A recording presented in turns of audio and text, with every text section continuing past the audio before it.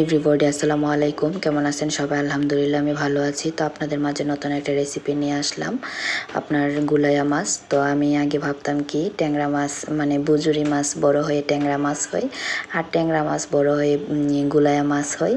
তো আমি এখনও জানি না ব্যাপারটা, তো আমি বলি না আর কি, লজ্জা লাগে। তো আপনার ভাইয়া প্রায়ই বলে যে গুলাইয়া মাছ আনছি।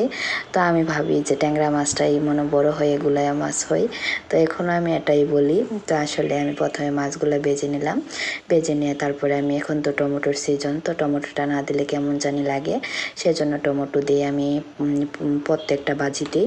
কারণ টমেটোটা দিলে একটু তরকারিটা একটু অন্যরকম কালার আসে বা অন্যরকম মজা লাগে আর কি, সেজন্য আমি টমেটোটা অ্যাড করি সাথে। তো আমি পেঁয়াজের সাথে টমেটোটা ভেজে নিচ্ছি, ভেজে নিয়ে আমি একে একে মশলাগুলো দিয়ে দিব, দিয়ে একটু পানি দিব। পানি দিয়ে তারপরে আমি এটাকে কষিয়ে নিব, কষিয়ে নিয়ে আমি লাল লাল করে ভেজে নিব তেলে। তখন আমার ফাইনাল রেসিপি চলে আসবে। আসলে আমি তরকারিটা রান্না করলে এরকমভাবেই করি, কারণ আমার মানে সবসময় এরকম খাওয়ারই মানে খাই আর কি।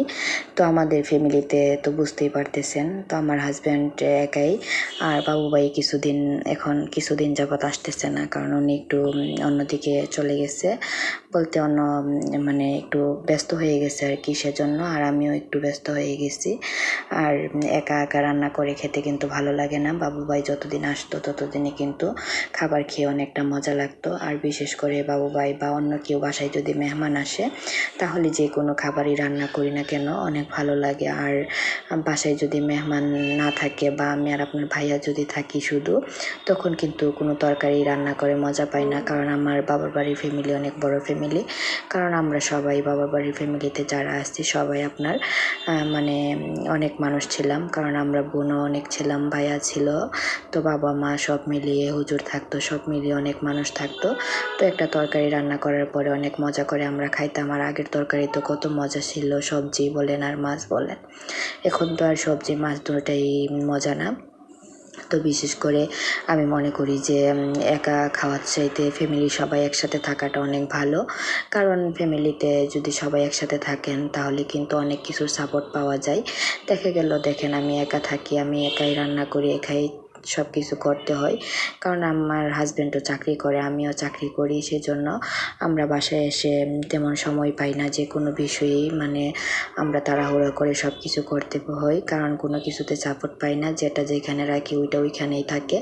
তো আসলে আমি তো বাবার বাড়িতে বড় বড় ফ্যামিলিতে বড় হয়ে আসছি, আর এখানে এসে তো ছোট ফ্যামিলি। তো আমার কাছে ভালো লাগে না, মানে অনেক খারাপ লাগে। আমি আজকে অনেক দিন যাবৎ মানে এটা নিয়ে ভুগতেছি, কিন্তু এখন চলতে চলতে অনেকটাই অভ্যাস হয়ে গেছে। দেখেন আপনাদের সাথে কথা বলতে বলতে আমার তরকারির ফাইনাল রেসিপি চলে আসছে।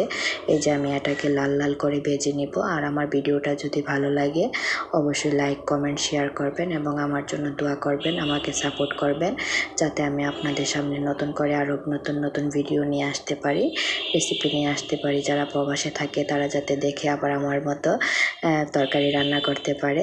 আসলে আমি আপনাদের কাছে একটাই রিকোয়েস্ট করতেছি, আবার আমার ভিডিওটা ভালো লাগলে অবশ্যই লাইক কমেন্ট এবং শেয়ার করতে ভুলবেন না। ওকে, আল্লাহ হাফেজ, ভালো থাকবেন।